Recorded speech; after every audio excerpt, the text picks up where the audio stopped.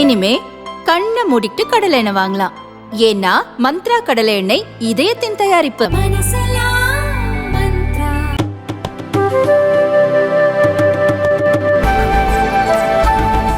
Sir, தேர்தல் தேதி அறிவிக்கப்பட்டிருக்கு.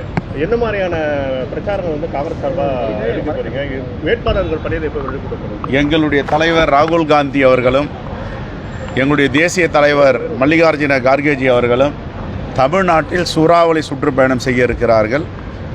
எல்லா பகுதியிலும் சுற்றுப்பயணம் செய்வதற்கு ஏற்பாடு செய்யப்பட்டிருக்கிறது. இன்று மும்பையில் சந்தித்து அதற்கான வேலை திட்டங்களை மேற்கொள்ள இருக்கிறோம்.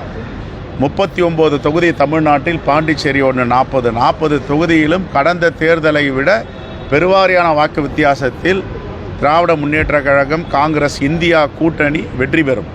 இதற்கான வேலை திட்டங்களை இன்று மும்பையில் உட்கார்ந்து பேச இருக்கிறோம். தேர்தல் மூலியமா அனைத்து கட்சிகளும் வந்து நிதி பெற்றிருக்காங்க. ஆனால் எல்லாருமே பாஜக மட்டும் குறை சொல்றது எந்த விதத்தில் நான் கேட்குறாங்க. நாங்கள் தான் முதல் வெளியிடுங்கன்னு வெளியிட மறுக்கும் போது வக்கீல்லாம் வாய்தா வாங்குவாங்க, நிதியமைச்சகம் வாய்தா வாங்குத, தேர்தல் ஆணையம் வாய்தா வாங்குத. நீங்கள் வெளியிடுங்கன்னு தைரியமாக ஏறக்குறைய 500க்கு மேற்பட்ட பாரத ஸ்டேட் வங்கி முன்னாடி ஆர்ப்பாட்டம் பண்ணது நாங்கள் தானே வெளியிட சொல்கிறோம். எங்கள் கிட்ட வந்து கனம் இல்லை, அதனால் பயம் இல்லை. யார் பயந்தாங்க, யார் அச்சப்பட்டாங்க? இப்போ ஒன்று வந்துட்டுருக்கு. IT raid, enforcement director raid, CBI ரைடுக்கு பிறகு நிதி பெறுறாங்க. இதில் எவ்வளோ உள்நோக்கம் இருக்குது?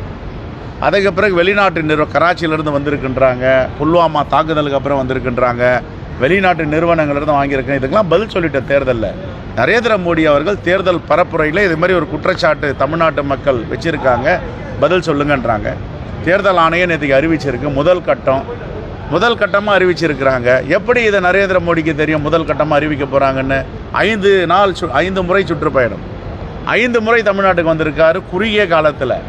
அப்போ 7வது கட்டம், 6வது கட்டம், 5வது கட்டம் தேர்தல் நடக்கிற மாநிலத்துக்குலாம் ஏன் போகல?